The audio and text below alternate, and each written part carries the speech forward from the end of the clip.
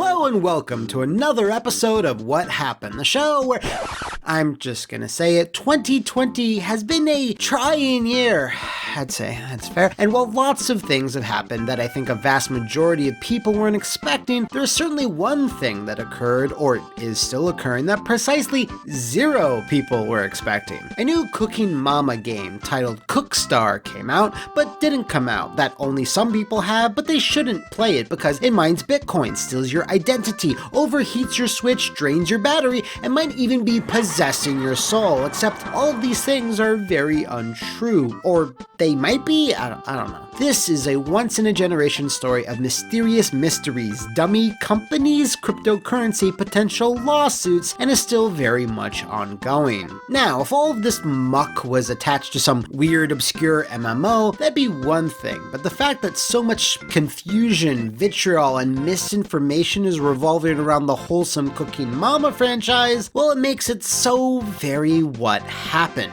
And I realize, while it's impossible to 100% future-proof this video, I'm still gonna try it. By the time you see this, it might already be outdated. The game might be back online, or it might be revealed that, Randy Pitchford was behind it all, so we'll just have to see. Anyway, put on your aprons and get your spatulas. It's time to start cooking. The Cooking Mama series is kind of in the background, right? It's just some weird Wii and DS minigame bullshit that's way beneath the likes of hardcore games, huh? Well, name almost any other video game franchise and it's most likely Cooking Mama has outsold it. Across 10 games and various spin-offs, the cute cook has moved over 20 million units worldwide. The last game in the series, Sweet Shop, came out in 2017 for the 3DS and was published by Japanese company Office Create, who just so happened to be the series developer, Majesco having lost the publishing rights back in, I think 2014 or so. Now, this company has a weird history of its own. It started as Office Create when they made the first Cooking Mama for the DS, but in the subsequent years changed their name to Cooking Mama Limited, but then changed back to Office Create for some reason, adding to the flavor of this What Happened soup. Anyway, it was in the summer of 2019 when the first bubbles started to boil in said soup, as the USK Ratings Board leaked the game via an official listing, with the Switch being the only advertised version. Oddest of all was that Office Create's logo or name was nowhere to be found in any of this, so even the lead up to the release of this thing was, to put it lightly, sketchy as shit. Whose name is associated with COOKSTAR? Like most of this story, it's kind of murky. An Australian ratings website listed Planet Entertainment as the publisher, while another company, First Playable, was cited as the developer. Hours later, that listing was suddenly delisted, and when it appeared again, First Playable's name had been removed. Adding to the confusion, First Playable's website doesn't even mention Cooking Mama in any capacity, except... Wait, now they do? Wait, when I first checked this site as I was researching like 3 days ago, there was no Cooking Mama, but now there is? Alright, as for Planet Entertainment, the real star of this show, and they're not to be confused with the Illinois arcade of the same name. Well, they seem to, yes, be the publisher of the game, and their website reveals they make Wii-esque minigame fodder for the Switch, and holy shit, they released a Cabela game. I've been wondering what happened to good old Johnny Cabela. Oh, and check out that gun! The gun is good. That gun is good! Anyway, getting off track. Looking into Planet Entertainment, it seems they are the publishing arm of One Planet Digital Partners, which after a Google search reveals its headquarters is in a house in rural Connecticut, which isn't the weirdest thing in the world. Lots of businesses are sometimes just run out of the houses of said proprietors, but it still seems a bit off considering the franchises these people have under their umbrella. The really weird thing though is that Planet Entertainment's social media has been dark since early 2019, and even to today, they've made 0 tweets about Cooking Mama. Now, you'd think a company that got their oven mitts on a 20 million copy selling franchise would actually, I don't know, mention it. But what's weirder than all of that is that their official fucking website does still have absolutely no mentions of Cooking Mama anywhere. And in fact, they had apparently made several statements about the game, including the most famous one, that have since been deleted. The infamous post in question says that this new entry in a cute cooking franchise would, and I quote, be one of the first 3 games in Planet Digital's portfolio that is funded by digital preferred shares. Planet Digital would democratize game funding for investors who, for the first time ever, could own equity in a portfolio of console games. We are using blockchain to add innovative gameplay that investors can now have equity in. Putting aspects of Cooking Mama on-chain will take the user experience to a whole new level, reinvigorate a popular game franchise that many grew up with, and give investors an opportunity to make handsome returns through a digital preferred shared offering. Okay. Cooking Mama will also feature private key-enabled balanced DRM. Traditional DRM limits the ability to copy games, while private keys on blockchain protocols allows easy registration. These combined items provide greater proof of ownership. What the fuck? By the way, in this press release, it either intentionally or erroneously, I don't know, calls the game Cooking Mama Cooking Home to Mama instead of COOKSTAR. I don't know, I apologize, I just keep reading it as COOKSTAR sometimes. Maybe it's just me. Moving on, I may have an explanation for all, I mean, I have an explanation maybe for some of this. There's no way I can answer everything. While this press release only started making the rounds in the summer of 2019, it seems like it was originally drafted much earlier, perhaps all the way back in January, because that's the cited date on the goddamn thing. Not sure if this was an oversight or this press release was never intended to see the light of day, but there it is. Because plans change from, January to the summer. Maybe they took out all this stuff. A lot of all these scary draconian features that were outlined here were never mentioned again, and they don't seem to be in the final game. In fact, only the vegetarian mode seems to have survived, which, by the way, was a move lauded by PETA and won an award for, so take that for what you will. That about brings us up to February of this year, where the Nintendo eShop then updated with a page for the game and stated the final release date was March 26, and there would be both a digital and physical version.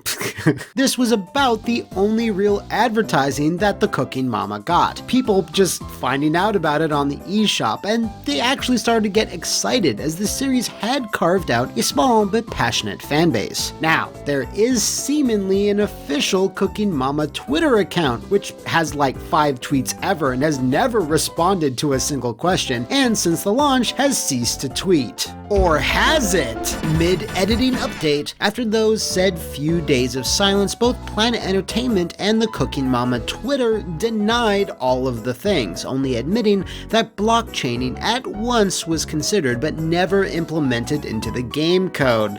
I don't know. And while they still haven't explained why it was removed from the eShop, they claim that they currently don't know when it will return due to the global pandemic, which of course can cause delays to finished digital games, as most people are aware. So yeah, they're kind of talking about stuff, but things are still a little shady. Anyway, back to you, Matt. Thanks, Matt! The game went live on the eShop, but only for a few hours, and was just as promptly taken down, with zero explanation from just about everyone. Planet Entertainment, Office Create, and First Playable all went silent, or, silent-er, giving no reason for its removal. Physical copies were confirmed to hit Target and other brick-and-mortar stores, but stock was cited as extremely low. Coupled with that, the prospect of attaining any of these out in the wild games is exceedingly difficult, with many of these stores, given the state of the world, being deemed as non-essential. Then suddenly, a random person online just started saying that the game is attempting to mine Bitcoin, steal your credit card info,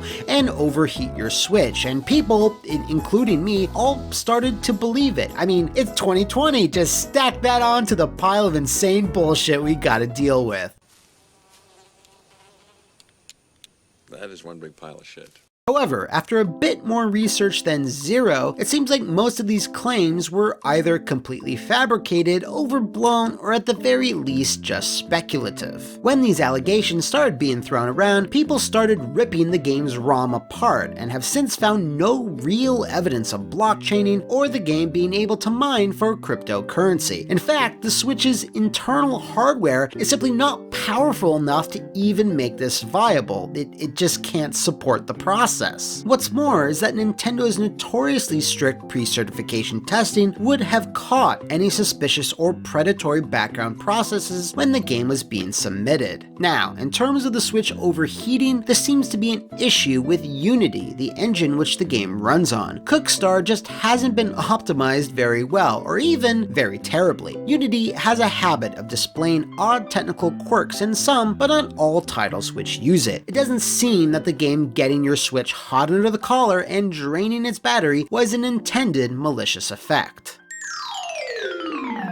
Although, one other possible issue to the overheating is the fact that there was evidence that blockchaining might have been in the game code at a point, but was then ripped out. Because of that, some remaining technical issues might be contributing to the overheating in addition to the problems within Unity. So no, if you are among the 32 people that own COOKSTAR, the game is not mining bitcoins, it's not stealing your identity, it's not trying to launch nukes all over the world. So then what exactly happened? Why was the game pulled from the eShop? Why was there no advertising? How come none of the official companies are talking about this? Well, a post from an anonymous developer who seemed to work with Planet Entertainment shed some possible light. The statement about cryptocurrency was all buzzwords. The head of Planet Entertainment knows very little about these things. He just put in some fancy language to get potential investors who like that kind of stuff. There's no way crypto mining could get through Nintendo or Sony's test. Side note, there's apparently a PS4 version that no one is sure really exists. I doubt anyone at First Playable would even be able to make such a thing. There is a legal battle between the publisher, Planet Entertainment, and the IP holder, Office Create. Planet Entertainment released the game against Office Create's wishes, who wanted them to keep polishing it or perhaps even cancel it. At one point, the Japanese Office Create staff came to oversee development. An argument started and the clients were told to go home if they weren't going to be constructive. Once they found out that Planet Entertainment released the game anyway, they used their Nintendo contacts to pull it from the eShop and stop production of cartridges. Overall, everyone at First Playable loves the Cooking Mama franchise, and they did their best to make the best product considering the interference from the higher ups. I think the game is far from perfect, but would have done fine without the publisher's constant stumbling. Advertising was blocked by Office Create too. There were YouTube ads, websites, and even TikTok ads that never came out. As I understand it, Planet Entertainment is suing Office Create for having it removed for money lost. It's hard to say if it will ever be released properly. Now, there's been no official statement regarding any of this from Office Create or Planet Entertainment, which isn't surprising if there's a lawsuit in the mix. So for now, while a lot of it adds up, let's just file this, right here under very credible rumor that's probably true. This is such a unique case where the original Japanese developers licensed an IP to another publisher who just so happened to be, idiots, contracted an outside studio to develop it who indeed tried to do their best but were obviously rushed during the development. In terms of the actual game, it seems like it's fine. It's a basic version of the Cooking Mama formula, or I should say recipe. Gotta keep the cooking puns up. Fucking boss is fucking raw! And that's about all the story there. Office Create felt like the game was not up to snuff and ordered Planet Entertainment to delay it further, who weren't fucking having that since they felt it was good enough. Planet Entertainment, it's good enough. This whole brouhaha about the latest Cooking Mama having some evil mining software included was probably someone catching wind of the original investor phishing press release and assumed the game's shadiness and overheating was due to that. So all these things just happened to sync up to make the sweet wholesome cook seem far more exploitative than she actually is. Since there is clearly some bad blood between the two companies, it's safe to say that the game's full release is going to be blocked for the foreseeable future at the least, and forever at the most. And I gotta say, in 50-some episodes, this might be the strangest story we've ever covered. Yeah, the Guy game was a gross case of a crusty old party animal wasting money, and Too Human was a comedy of bad errors and worse decisions, but in terms of pure business-related idiocy, this might